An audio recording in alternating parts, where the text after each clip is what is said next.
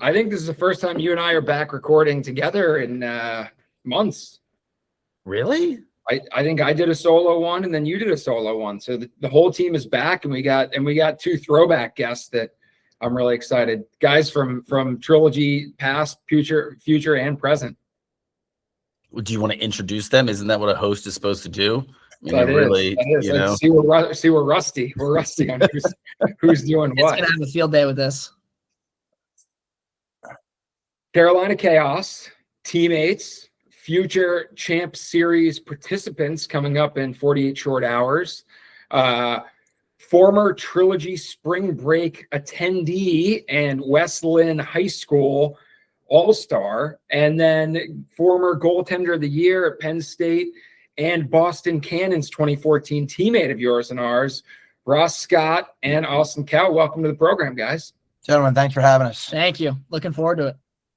You guys have sustained their careers for years in all facets.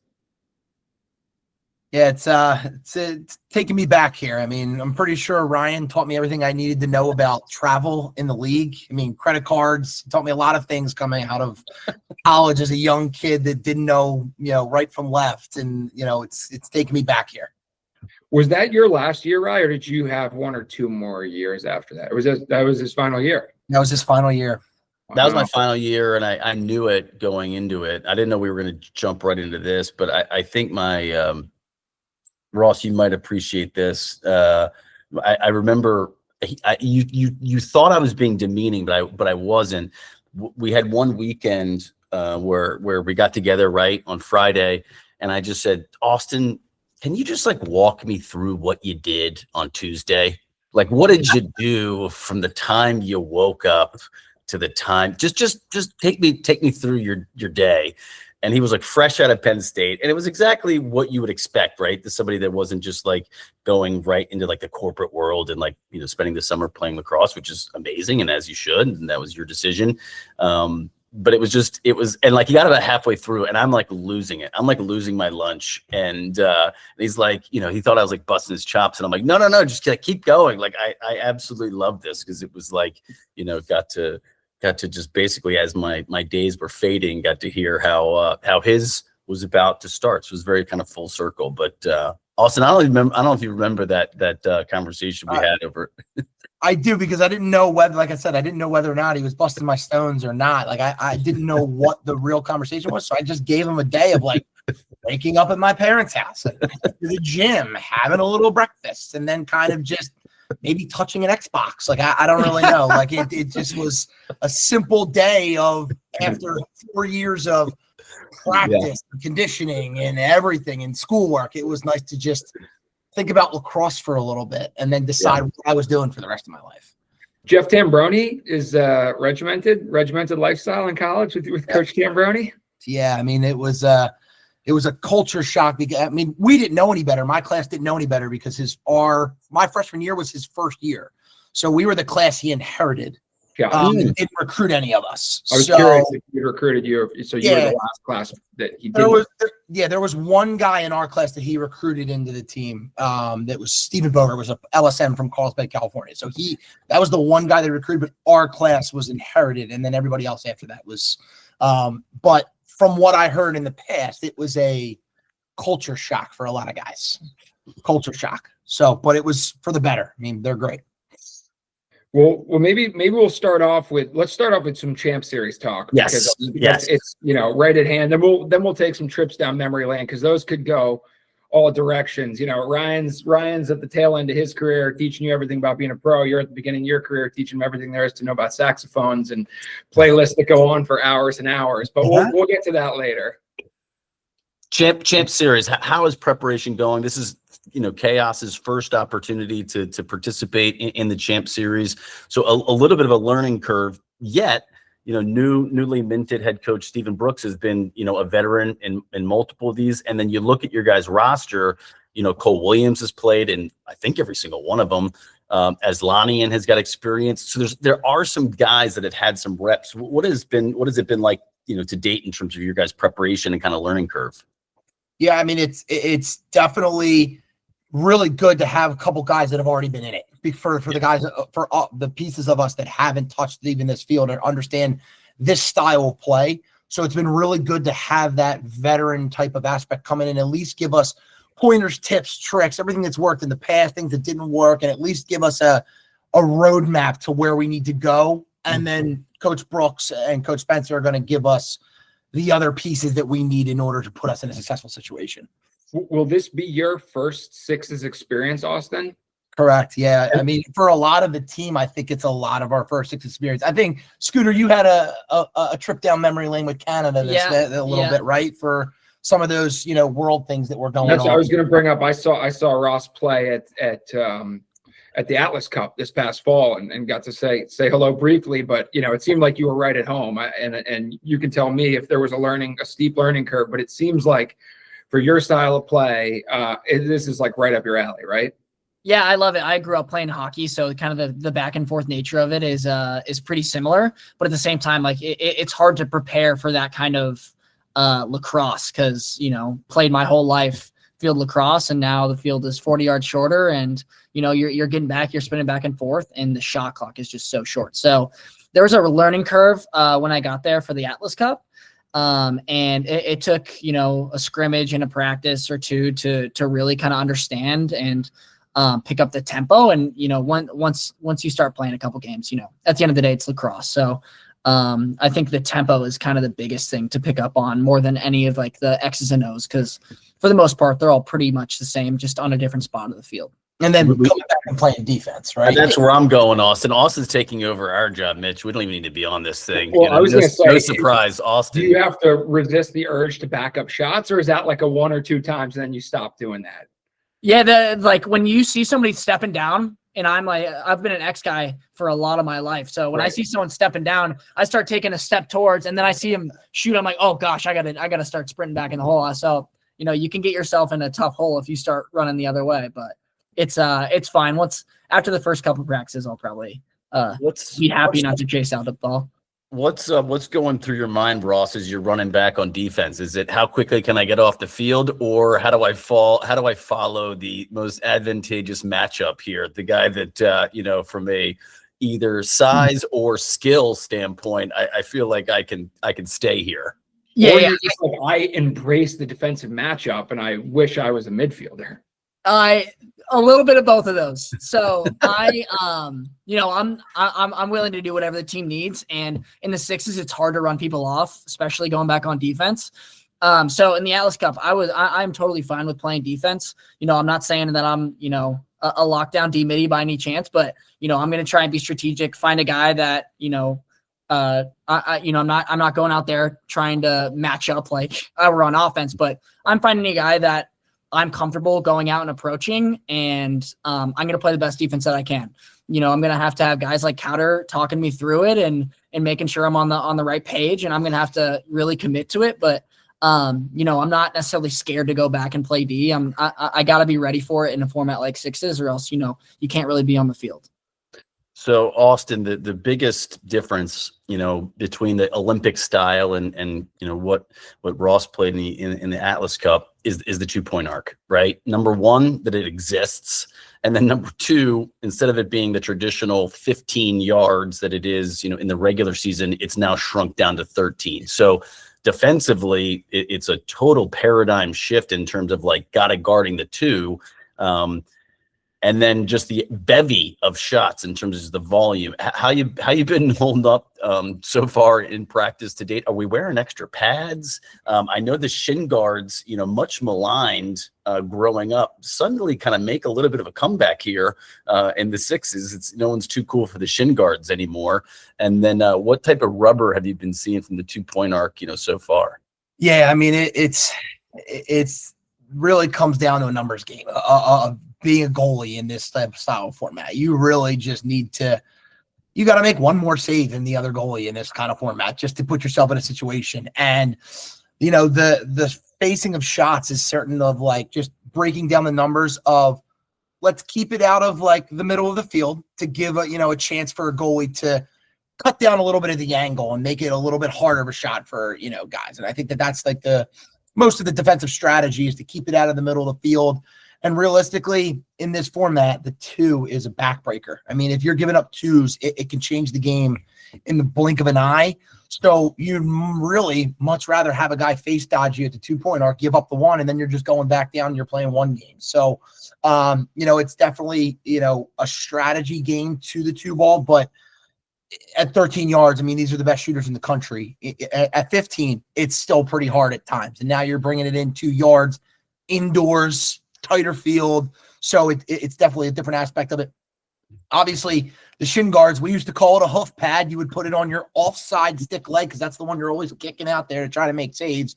It's definitely coming back. You see a lot of this younger generation wearing sweats. There's a reason why they're wearing sweats. There's something underneath those sweatpants. So, it's definitely coming back. I mean, practice, there's no doubt about it. Like if you're not wearing them in practice as a goalie, it's just you got to save your legs for the game. But yeah, the hoof pad has been there in my career. So these younger guys wearing sweats, it was never a sweat thing. You didn't see goalies wearing sweats outside of, Galloway back in the day. But it's definitely a sweats-driven goalie era now, and there's got to be a reason. I haven't really checked and knocked on anybody's shin, but there's got to be something going on. I'd like to see that at Champ Series, please. The pregame shin knock with the just shaft. a little good luck out there, kinky kink, Strategically, have you ever thought about just giving up the goal? Like, obviously, if you make a clean save, it's an outlet right away, right? But what about you just let the goal go in, get ready to scoop it out, and then you send 2 flyers, and boom, it's a 2-for-1 there, and you go for the 2-pointer. It's kind of a, you don't want to start doing that, but you never know. You give up a few and just rake it out and you go. You're in good shape. I mean, there definitely can be some sort of strategy for that. That that there's a shot clock. That why not? Like in high school, we played something called Tiger, and it was man down. You went into a man down aspect of it. When the penalty released, we would sit and still play man down and hover a guy to midfield. And then if you get the stop, you're getting a fast break the other way. So I'm sure there's some sort of aspect to that. But at the same time, you're thinking about it that if someone S dodges you and you're getting underneath, yeah, at a certain point, I'm trying to match stick on stick and see it. But knowing that my chances are lower than them scoring, if I can steal one, great. You're going to need to steal, saves in order to get stops to get goals on the other side. But knowing that I need to be mentally prepared, and the other guys that are covering other guys need to know that, hey, this is probably going to be a goal. Why not start leaking up the other way? And if that's the same thing back in the day, I mean, Ryan played with one of the best goalies ever to play the game. He would be yelling clear as guys are winding up, or he would tell you, as guys are winding up to shoot, you should be leaking. And in that format, especially that if it goes off the end line, there's no backup. Or if I'm making a clean save, you should be starting to leak already. So that's definitely a big piece of it, of the transitional piece that you need to take advantage of in this aspect of the game. Russ, any guys that you played with at the Atlas Cup that you felt like you learned a ton about, whether it's how they played, how they prepared, or the Sixes game specifically? Yeah, I mean, no doubt about it. Anytime you're playing on the same team as Jeff T, you can't do anything but learn from him. He's just a natural lacrosse player, and he finds amazing ways to get to the goal and make passes. So he's one that anytime he's talking, my ears are perking up. Another one that really impressed me, who's a younger guy that I was playing with, is Willem Firth.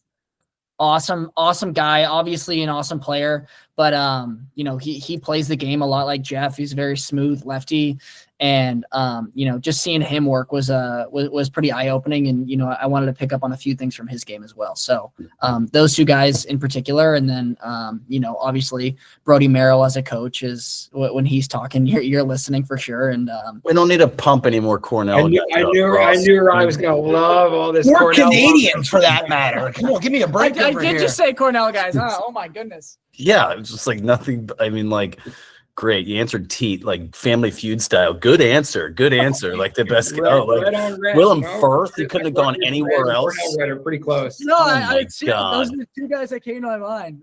I'm curious to hear. You look at all the rosters kind of across Champ Series, and there's some guys that'll be making their debuts.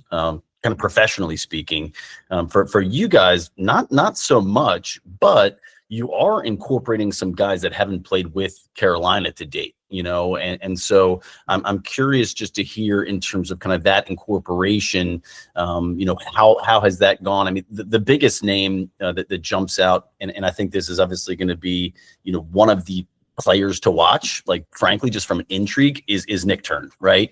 You look at him, 2022 Rookie of the Year, hasn't played like a ton of lacrosse, since then.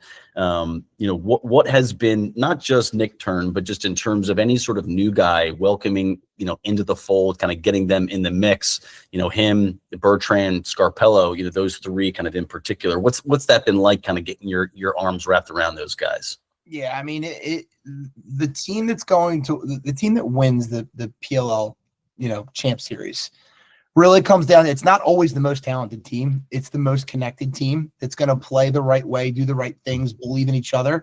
So it's always been a staple of mine of like new guys come in the locker room. Like first thing you do, you step up, you learn about them, you learn where they're from, where they're coming from, what they like to do, what their family is, what their job is. And it's about bringing those guys in, and it's just like another part of the family. There's not even like a two-step hitch of them coming in. They're fitting right in. I mean, Nick Turn, I talked about it. We grabbed coffee this morning. He came with me on a drive to go grab coffee this morning. I was like, do you have time to pick up your stick? He's like, I never really dropped it. Even when he's on his base, wherever he's, serving, he's like, I never really dropped it. He's like, the competitive aspect of it is definitely going to be different, but the skill aspect of it is the stick's never really out of his hands. So I think it's going to be, a little bit of a learning curve to get back into game speed, but I still believe that the skill's there, the IQ's there, as he's been a great player his entire career. Are we having a full circle moment where you are having what did you do on Tuesday? Except these are Army guys, and they're like, well, I woke up at 5 a.m. and I did these things, and I went out to wall ball. I was taught the right way. It's, the veterans always treated the rookies and the younger guys well. And I try to pass that lineage on from given to me to the younger guys. Appreciate that kind of call out. So thank you, Austin. My pleasure. He paid for my coffee this morning, so he's not lying. Well, let's take a couple jogs down memory lane now that we've broached the subject here. Ross, you were part of West Linn High School out in Oregon. Mark Flood, legend out there, and some studs that have come through that program over the years. Other teammates in the PLL with Squires and some others that are probably getting pretty close to making it in the future years. But talk about your experience coming out to Arizona and what that was like. We were kind of this was at a facility that we no longer use that was like a golden goose oasis, like desert, 70 miles outside of Phoenix, this like desert oasis with these perfectly manicured fields. But I'll let you tell it from your perspective, because you obviously came as a high school kid there. Yeah, that's crazy. Full circle. I remember, I think my junior and senior year, I went to the event in Arizona. What was the name of that? It was like the Diamondbacks Training Center or something. Casa Grande was the Casa Grande Resort. Yeah, in Casa Grande, Arizona. That place, it was awesome. I mean, it was like everything was perfect. You were out. It was just you and your teammates and the other teams, and like, that's something my high school team and I don't know, do they still go there? But wherever they go, that's always something that is circled on our that was always circled on our calendars. The spring break was such a great opportunity to build as a team and build that team chemistry that Powder was talking about.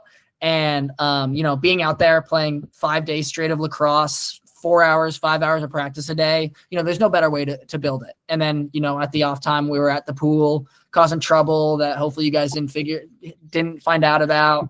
And the dining hall, everything about it was just such a blast and a great way to not only build as a team from the X's and O's, but build as a team from the inside out. So that was always such a fond memory of mine. And I remember meeting you guys there and really enjoying the experience.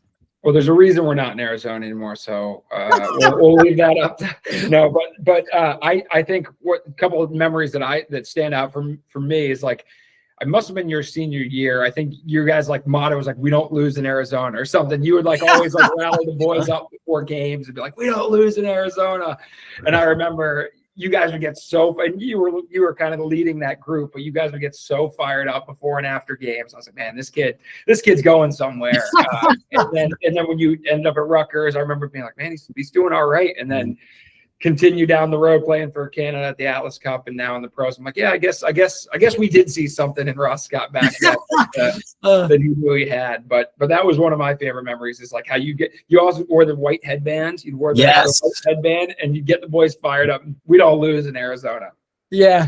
I don't think we did lose in Arizona. Just saying. And you will be happy to know that West Linn still goes on that trip. We'll be hosting them this March in Florida. In Florida now, though. Just nice. A little different location. Yeah. Awesome. Still sunny though. Still sunny. So that tradition has lived on, and might be one of, if not the longest standing program. Mitch, we'd have to kind of check that in terms of. I think without a question, it's got to be, because they were the only ones across the ground that have been the kind of the through. No. There's a few others. They're right up there. They're within a tier. Oh yeah, Groton, and Groton and Hotchkiss. Berkshire, Hotchkiss. Yeah. So yeah, I mean, sorry to like deflate it a little bit, but it's a tier. It's a We're top like tier. 9, yeah. So we had an Arizona rivalry with Holderness. That was always fun. There must be some sense of pride, I would imagine, kind of, Ross, in terms of going on these trips and representing Oregon, and to kind of pull that thread a little bit more. I think Coach Flood texts me every PLL season, like as though I somehow forgot from one season to the next, that you and Colin are both in the pros from the same Oregon program. Like, I do my diligence, and I do remember. So shout out to Coach Mark for reminding me every year. But I imagine it's kind of be special in terms of coming from such a burgeoning area, for lack of better words, and then to have somebody that you were a teammate in high school kind of still in the pros. Like, what is that like in terms of that relationship and that bond? At least just understanding like that you're not alone, and it's kind of crazy. Like, I don't know if any of Austin's teammates are in the pros, and he comes from much denser kind of rich lacrosse area. Yeah, it's we definitely wear it with a sense of pride. Not only the state of Oregon has produced so many pros just in a small time span, and so many high level guys, but Colin and I definitely wear that with a sense of pride that we both, two kids from a public school in Oregon, coached by the same legendary Oregon coach, and ended up in the PLL, and we're still really good friends today. We work together. So it's really awesome, especially when we get to, come back to Oregon and coach a lot of those kids and show them that, this stuff is possible. You got to dream big. You gotta make sure you're working hard, because, we've done it. We want the next guy to do it. And, we're here to support in any way we can. So it's awesome. You see other guys just from the state of Oregon, Ajax, yep. Tucker, Sam, there's so many guys, Colin, obviously. Are you like, hey, Ajax, like, you don't happen unless I set the stage for you? Do you talk a little trash to him about that? I don't say that to him.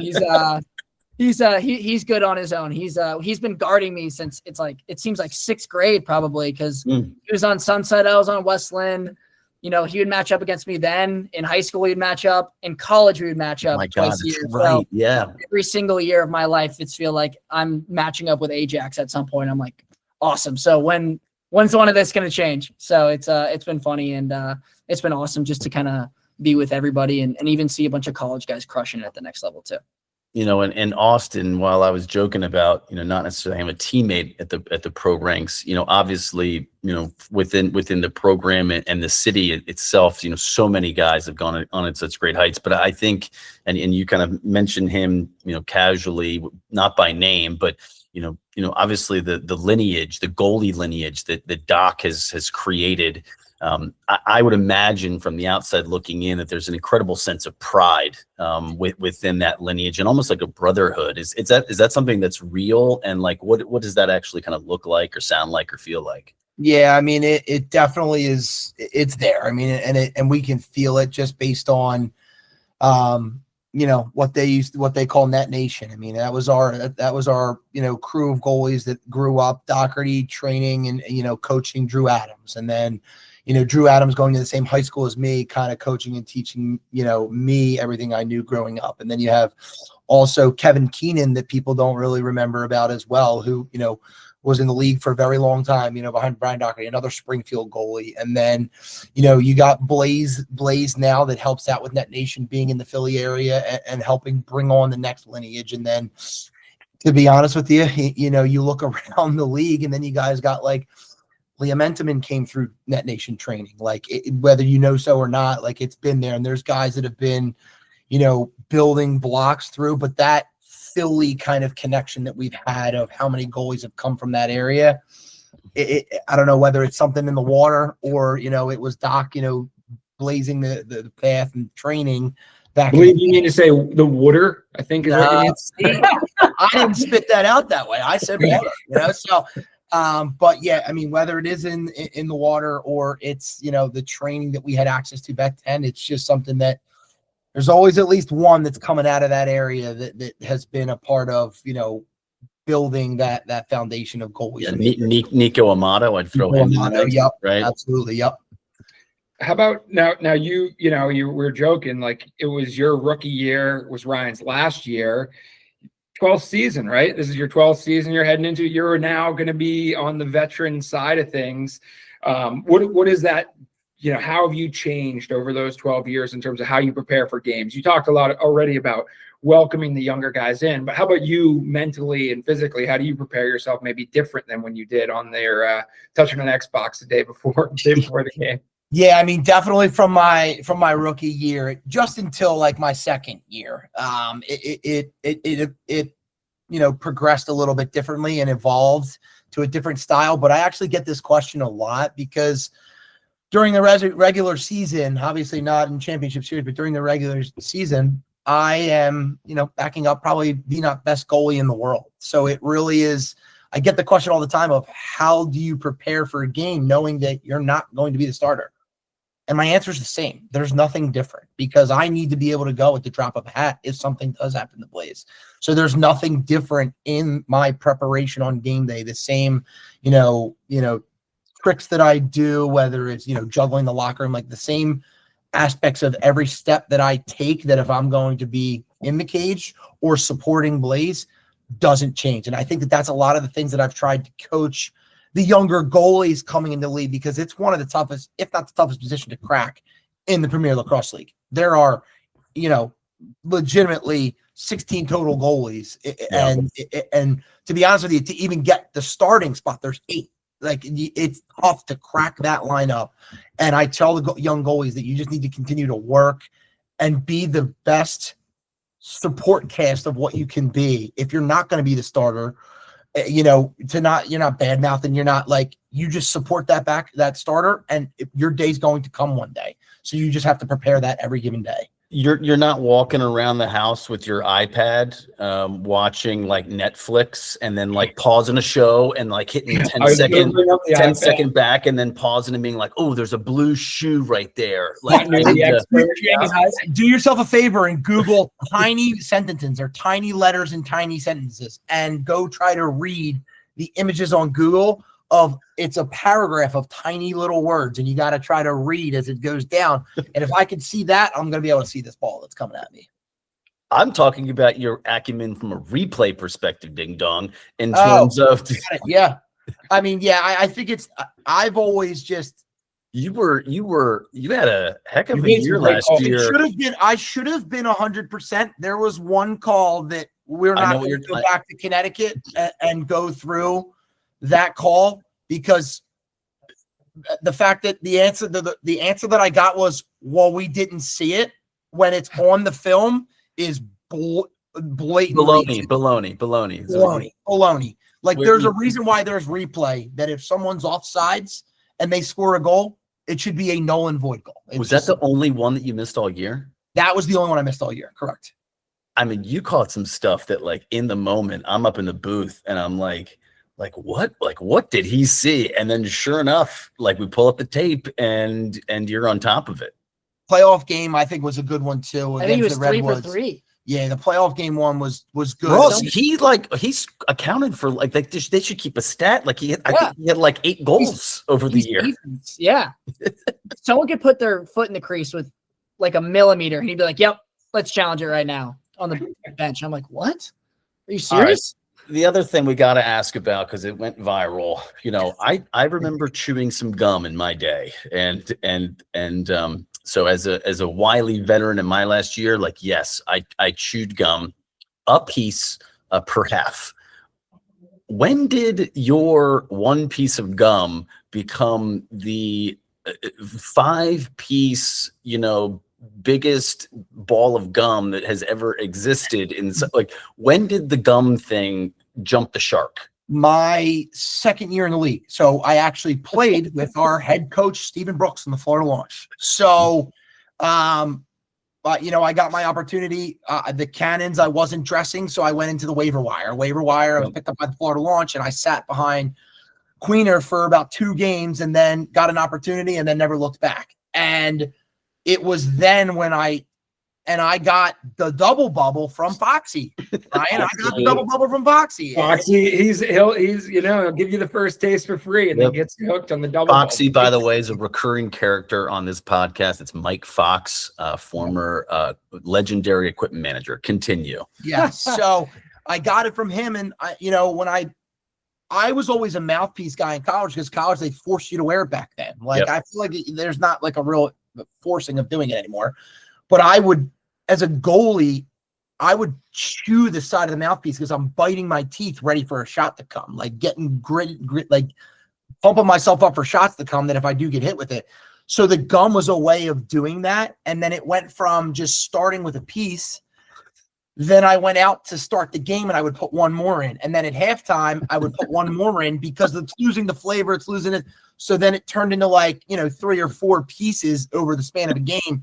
And by the end of it, the inside of my cheek is raw and I'm bleeding all over the place because I'm chewing my cheek and the gum at the same time. Is that what we're up to? 4 pieces of gum? Is that what it is? It's probably it'll be 1 going out to warm up. That starts to dwindle, 1 right before the game, right after the national anthem. I have like a whole superstition thing there. And then it'll be 1 at halftime. And then if I need an extra, it's always there. It's always on the sideline ready to go. Who's your gum guy or girl? Or do you put them in your pockets? Or how do you do that? How do you manage this? I just have it at all times. So, it's a part of my job when I'm not in the Capes to support these guys. So, whether it's smelling salts, whether it's double bubble, fast twitches, any sort of caffeine that you need, I'm ready. And it's all in a little area ready to go in on my stick and helmet area. Like, what do you need? It's ready to go. So it's, it's always there. You just roll up with a little case, you got your gum, you got your iPad ready to go. Everything's all set up. Yeah. Oh my gosh. Sexy Sax Man. Still most memorable introduction I got. Hold on. Let's before we go there, let's talk about present day chaos. Who is the current DJ of this Carolina squad? Austin Kaut, still the DJ. He's been refining his chops since 2014. What is your honest assessment of Austin's current DJing? Austin plays high energy music that gets us going. I will say that it is probably from his college days more so than ours, but at the end of the day, he gets the job done. He gives us high energy music. I'm not a put a headphones guy on, so I'm always dialed in on his DJing. Does the Sexy Sax Man make a debut here and there? Oh yeah. Nice. Good to hear. It's definitely it's there.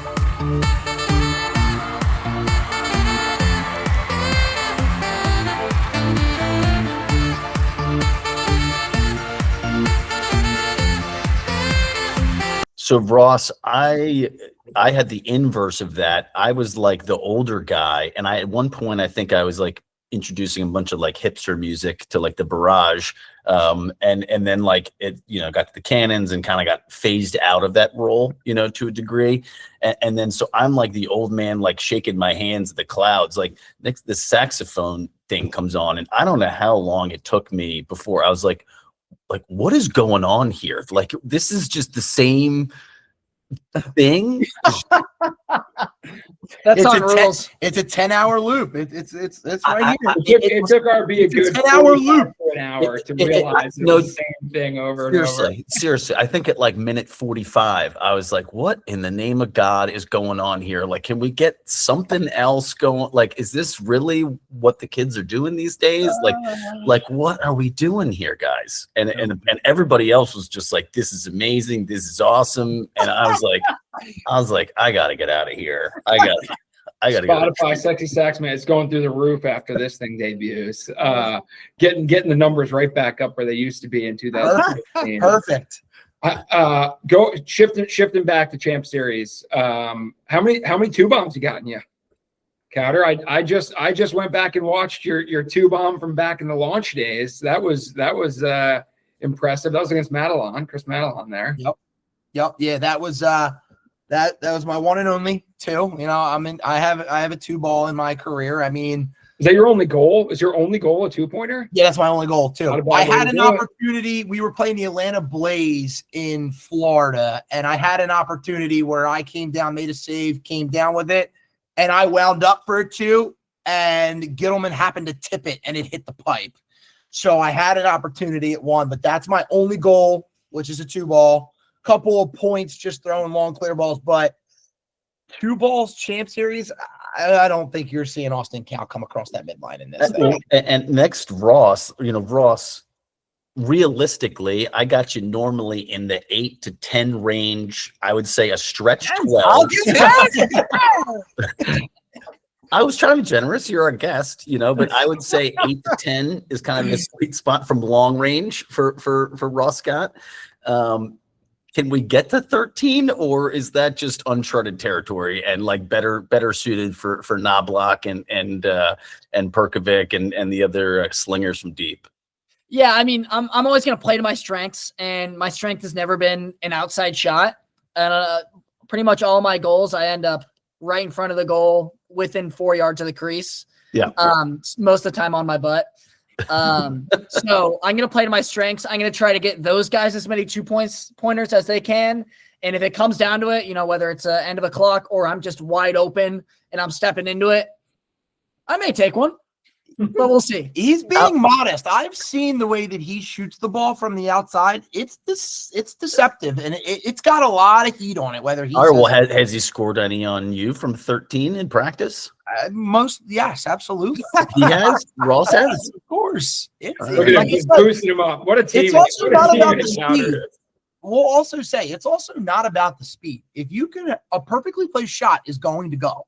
It's going to go. I would love for that to be the case, Austin, but sadly, at the professional level, I just don't think that is necessarily the case from 13 to 15. Unfortunately, for Ross and myself and all of the feeble outside shooters across this nation of ours. I'll play to my strengths. I'm good. Yeah. All right. So first game for you guys, Friday night. Saturday night. Saturday. What do you have practice tomorrow, practice Friday, or are you guys pretty quiet until then? Today, tomorrow. Today, practice. Tomorrow, like a walkthrough at a scrimmage. Friday, a practice, and then go Saturday night. And when did you guys get into town? Earlier this week? Yeah, just last night. Who's kicking around in the background? I saw someone. Was there someone laying on the bed just listening in? We ended up kicking him off to a different bed, but yeah. Nice. It is unique. So this first weekend, 4 teams participate. 2 of the teams will play, back-to-backers, Friday night and Saturday. You guys kind of wait around a little bit, don't get started until Saturday, and then you'll have your doubleheader Saturday, Sunday. So I don't know how much that affects you guys. I mean, I think there's an advantage to a degree in terms of pros and cons to both things, right? The team you play on Saturday will have kind of a game under their belt. Flip side is they're playing, 2 games in 2 days, right? Whereas, that'll be your first game. And then Sunday, you guys go up against the Redwoods, who will play their first game. So it's kind of like even, if you will, from a stamina or rest standpoint. How are you guys looking at? I mean, I imagine you're going to be watching that first game kind of pretty intently, trying to pick up on personnel, strategies, substitution box. I think the 6 is the kind of beauty of it is like best laid plans kind of get thrown out the window. Like, right, you can go through your sub patterns and, hey, Ross, we want you to play offense and then get off, and we're kind of going D to O, and then like one little thing kind of happens, and it's there's no time to adjust, and then you just gotta kind of figure it out. What have you figured out so far? What has been something that maybe going into it you had a certain mindset or hypothesis, and then through practice or whatever, you're like, oh wow, that's not how this is going to play out at all.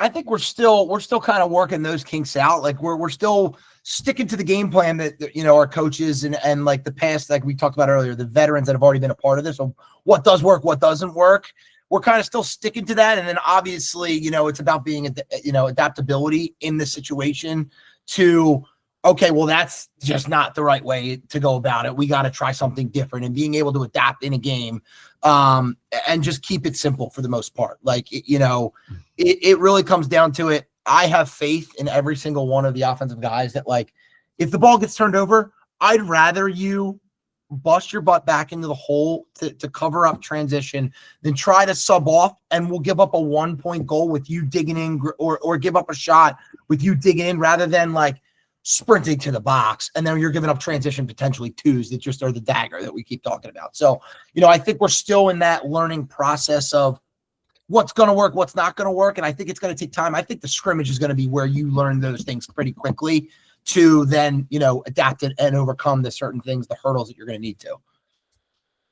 I mean, looking at your guys' roster, I think it's pretty balanced. I look at it almost from like like positionally, right? In terms, I know everybody's out there together, but offensively, kind of four guys in terms of yourself, Ross, and then Iker, Nick Turn, and Cole Williams, and then defensively, kind of Dearth, Glacini, and Scarpello, kind of manning down that end, and then two-way kind of Aslani and Shane, which that's probably generous to Shane defensively, but he might be in the room still, so I want to be nice.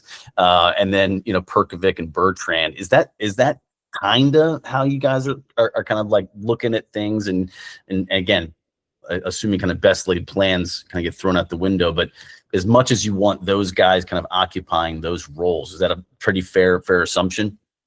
Yeah, I would think so. I think that's exactly the kind of aspect that you want for a team. I mean, realistically, if you come out with just offensive heavy, you're going to score a ton of goals, but you're going to give up a ton. So I think the good balance that we have all over the field, that even our offensive-minded guys have that defensive-minded prowess, that I think that's a little bit of an advantage that we have, that there's more of that kind of two-way, that it's just about getting stops and turning it into goals, And if you can really do a better job of defending, the goals are going to come. They're going to come for you. This is a high, potent style of lacrosse that as long as you're getting stops, the goals are going to fall. Ross, what did Rexroad do? You guys booted him out of the Knights Club. You got the Army Black Knights. You got the Scarlet Knights making the Maroon Knights there on your squad, and then you got poor Michael Rexroads on the Atlas. What did he do to not get the? I know there's a lot of Rutgers. There's a lot of Rutgers guys in the league, and we got Scarp now too. So always adding one more, adding to that chemistry. I love Rex, but now he's an enemy. What's funny? Saturday night.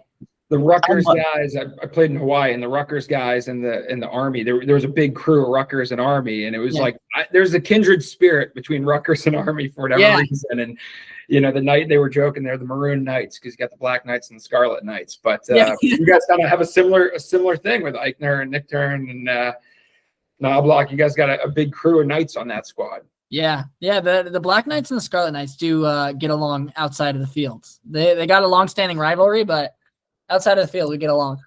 I remember, we were kind of busting Austin's chops about being a rookie. I remember when I got drafted and joined, the Philadelphia Barrage, I had some former teammates that were on that team. And that really kind of smoothed my transition. Number one, just from a relationship standpoint, having some guys that I could go to that I knew and trust. And then also it just was able to then enabled me to assimilate a little bit more to the team, because they were also amongst the veterans being like, no, like, trust this dude, right? Like, in terms of what he does. Because you were laughing everybody as a rookie, and it's okay. He knows what he's talking about, guys. Conversation for a separate. That was a college, Mitch. The pros, I was welcomed with open arms. I mean, the barrage. Yeah, I'm sure you changed your tune completely. They were like. Anywho, so Ross, the fact that you went to Chaos in the same draft class as Shane, that's where I was going with this. Thanks, Mitch. That's where I was going with this. How much did that help? Really both of you, I'd imagine, but just being able to like go in, like, for lack of better words, like, you're at the lunch table in middle school or high school, and like you're going into that with a buddy, like as opposed to just like, oh, where do I sit? It's like, no, I've got somebody kind of going in with me. Yeah, it definitely helped ease the nerves. We got to travel together. We got to, our first training camp experience. It's so nerve wracking, going into a 30-man roster. It's got to get to 25 and then 19, it's nice to be able to talk to somebody about that and know somebody's going through it. And, we've been roommates pretty much every single weekend of the PLL year. So we're even closer now than we probably even were in college. And, it's been awesome. We also came in and Jules on the team at the time. Right. And, there's just so many Rutgers guys in the league, and it's been awesome to get all that support from those guys, and even guys on other teams. If we ever needed, we could give them a call and they would, help walk us through the process or calm the nerves. So that was great. Funny story, actually, when we were getting drafted, we were all hanging out. We're all still in college. We were all hanging out, and, I hadn't heard anything from any team yet. Were you guys watching as a team, or were you watching as like a small group with you and Shane, or as a team? Okay. As a team. We were together at Shane's house, and I get a text before like the third or fourth pick. And real quick. Oh, okay. Go. And it's, it's from Andy saying, hey, this is Coach Andy. We're super excited to take you with the 5th pick. I'm like, me? What? So I call him quick, and I'm like, I think you got the wrong number, Coach. And I sent him Shane's number, and he picked Shane. He goes, and then he texted me right after. He goes, "Don't worry, Ross, we're coming after you right next." It was awesome. That was such an awesome story, and I loved Andy, and it was such a great time. That it was funny. He texted me and then ended up picking me later too. I was like, oh, if I don't get picked, this is gonna hurt. I should have pretended like I was Shane. Yeah, I'd say that's the best ending that story could have right there. That could have gone a lot of worse plays. Yeah. So it was like 3 rounds later. I was like crossing my. That's amazing. Was everybody still at the party, or had everybody been like, okay, we could like filter out now that like the first round is done or the second round? Well, Shane's picked, and I'm still not sure if I'm getting picked. I haven't heard from anybody. Shane's gotten a few calls, so I'm like everyone's like awkwardly looking at me like, is this guy gonna get picked, or is this gonna end super awkwardly and like sad? And I'm like, oh gosh, I hope at least like, even if he wasn't gonna pick me, now he is, because he feels guilty, like like that. And he ended up taking me, so I was worked out for the better. It worked out for the best, and I couldn't be happier. And me issue. Oh my God, that's really what this podcast is all about. Really, is those gems right there. That's amazing. AT's the best. AT's the best. AT's the best. Oh, all right, Mitchell. What do we got? That's a good ender. That's a good ender. Yeah, these guys got to go hit some Xbox and get ready for got to get on the 1s and 2s. Start warming up the playlist. Get it ready to rock and roll this weekend. Yeah, appreciate you guys having us. Yeah, thanks for having us. It was fun. Yeah, we appreciate you guys so much for taking time. We know you're busy, and obviously, we wish you guys the best of luck. I'll be down kind of calling the games, but also just given your connection kind of beyond the Champ Series, and it was fun to kind of go back into some of the vault, if you will. But we wish you guys the best of luck, and are so appreciative of your time. Yeah, thanks a lot, guys. Appreciate it. Thank you, guys.